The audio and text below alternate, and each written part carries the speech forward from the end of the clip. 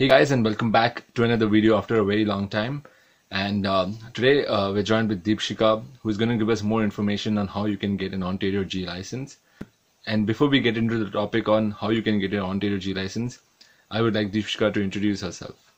Hi everyone. I did my engineering from Waterloo. Right now I'm working in Mississauga, and I will be today helping you guys with some questions that Yash has for me.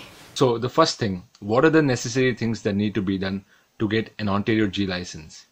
To get to G, you first need to complete your G1 and G2 licenses. So for a G1 license, you need to be over 16 years of age. You have to give your eye test, you have to have a 20/20 vision, and you need to give a written test.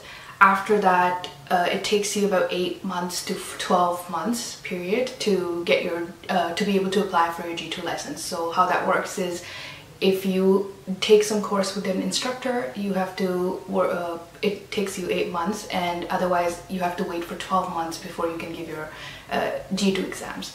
After the G2 exams, you have to again wait for a year so that you gain some experience while driving, and then you are eligible to be able to give your G license exam. And where does one apply for the Ontario G license? So all of these licenses are done by Drive Test. It's an organization in Ontario that takes care of all of these tests. So G1, G2, G, all of these tests, and even other motor tests and everything you can give there.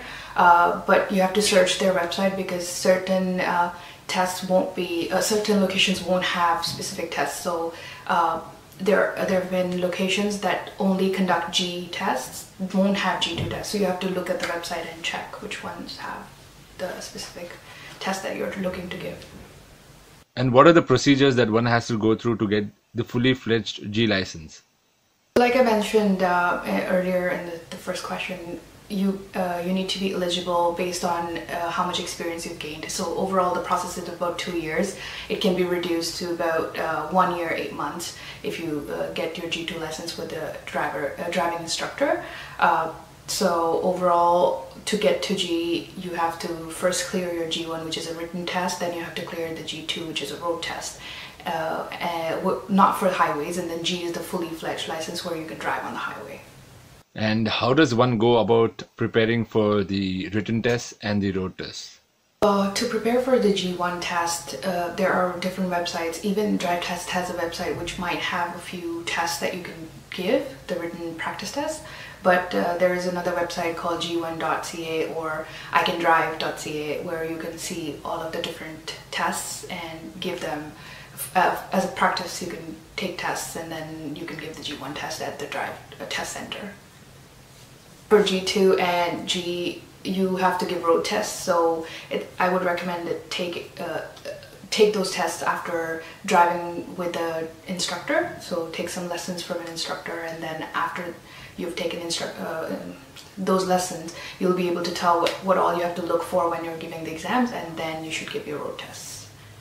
And if someone has an international driving license, how can he convert that to a fully fledged G license?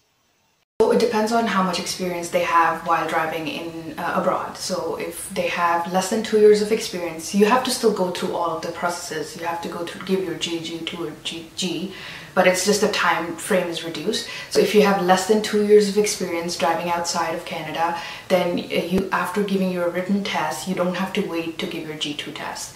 So you can right away be eligible for giving your G2 test. If you have more than 2 years of experience while driving, then after giving G1 test, which is a written test, you can straight away give your G test, because you have more than enough experience to be able to eligible for give the G test. So they can easily convert it. Like, they have to still give the test, but the time frame is reduced between the two tests. For students, what are the advantages of having the Ontario license?